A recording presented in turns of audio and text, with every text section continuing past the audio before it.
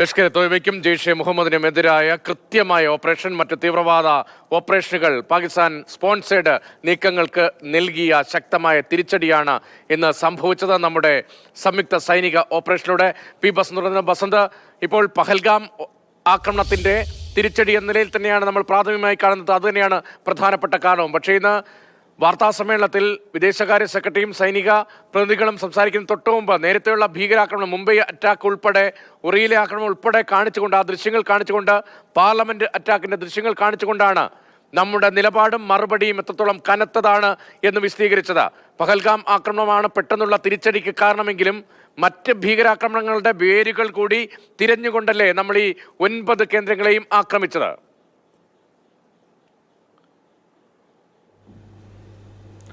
തീർച്ചയായും രതീഷ്, അത് നമ്മൾ നേരത്തെ സംസാരിച്ച പോലെ തന്നെ പാകിസ്ഥാന് യാതൊരു ബന്ധവുമില്ല എന്ന് എപ്പോഴും പറഞ്ഞുകൊണ്ടിരിക്കുന്ന ഒരു കാര്യമാണ്. അതായത് ഭീകരരുമായോ ഭീകര പരിശീലന ക്യാമ്പുകളോ ഒന്നും തന്നെ പാകിസ്ഥാനിലില്ല, ഞങ്ങൾക്ക് ആരുമായും ബന്ധമില്ല, ഞങ്ങളൊരു ജനാധിപത്യ രാഷ്ട്രമാണ്, മാത്രമല്ല ഭീകരതയുടെ ഇരയാണ് പാകിസ്ഥാൻ എന്നാണ് പാകിസ്ഥാൻ എപ്പോഴും ലോകവേദികളിൽ പറയുന്നത്. അല്ലെങ്കിൽ ഭീകരതയ്ക്കെതിരെയുള്ള അമേരിക്കയുടെ പോരാട്ടത്തിൽ എന്നും ഞങ്ങൾ പങ്കാളികളായിരുന്നു തുടങ്ങിയ വാദങ്ങളൊക്കെ ഉന്നയിക്കുന്ന ഒരു രാജ്യമാണ് പാകിസ്ഥാൻ. അവിടെയാണ് ഇന്ത്യ കൃത്യമായി ഇത് ഐഡൻറ്റിഫൈ ചെയ്തത്. നിങ്ങളാണ് ഇതിനുള്ള, അല്ലെങ്കിൽ ഈ ഓരോ സംഭവങ്ങൾക്കും പിറകിലുള്ള പരിശീലന കേന്ദ്രങ്ങൾ ഇവയൊക്കെയാണ് എന്ന് അടയാളപ്പെടുത്തിക്കൊണ്ട് ഇന്ത്യ കഴിഞ്ഞ ഏതാനും വർഷങ്ങളായി ലോകരാജ്യങ്ങളെയൊക്കെ സമീപിക്കാറുണ്ട്.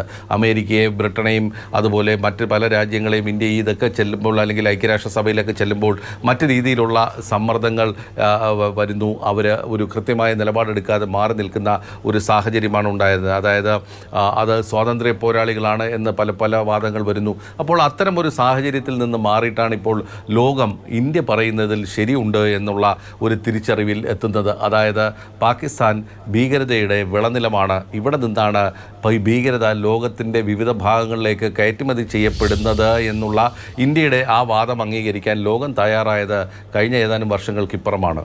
അത് പക്ഷേ ഈ ഭീകരവിരുദ്ധ നടപടിയിൽ ഇന്ത്യക്ക് മുതൽക്കൂട്ടായിട്ടുണ്ട് എന്നുള്ളത് നമ്മൾ കാണാതിരിക്കരുത്.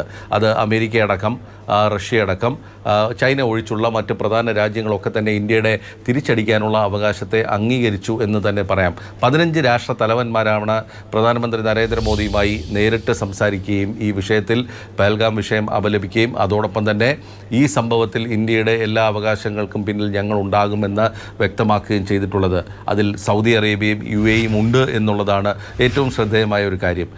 ഒരുപക്ഷെ 2021 ഇന്ത്യ പാക് വെടിനിർത്തൽ കരാറിന് മധ്യസ്ഥത നിന്നത് UAE ആയിരുന്നു. പക്ഷേ ആ UAE പോലും ഇത് ഒരുപക്ഷെ തഴഞ്ഞുകൊണ്ടാണ് പാകിസ്ഥാൻ ഇപ്പോൾ വെടിനിർത്തൽ കരാർ ലംഘനം നടത്തിക്കൊണ്ടിരിക്കുന്നത്.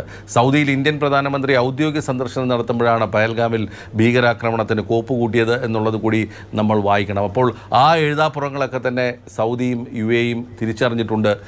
ഈ കഴിഞ്ഞ ദിവസം ഖത്തർ അമീർ നേരിട്ട് വിളിച്ച് മന്ത്രിയുമായി സംസാരിക്കുകയും നരേന്ദ്രമോദിയുമായി സംസാരിക്കുകയും പൂർണ്ണ പിന്തുണ പ്രഖ്യാപിക്കുകയും ചെയ്യുന്ന ഒരു സാഹചര്യം അവിടെ ഉണ്ടായിട്ടുണ്ട്. അപ്പോൾ ഇവയെല്ലാം തന്നെ ലോകരാഷ്ട്രങ്ങൾ പാകിസ്ഥാനെ കണ്ടുകൊണ്ടിരുന്ന ആ രീതി മാറ്റി എന്നുള്ളതാണ് ഈ സൈനിക നടപടിയിൽ ഇന്ത്യക്ക് വളരെ ശക്തമായ ഒരു പിന്തുണ ഇപ്പോൾ ലഭിക്കാനുള്ള കാരണം എന്ന് തന്നെ നമുക്ക് പറയാം.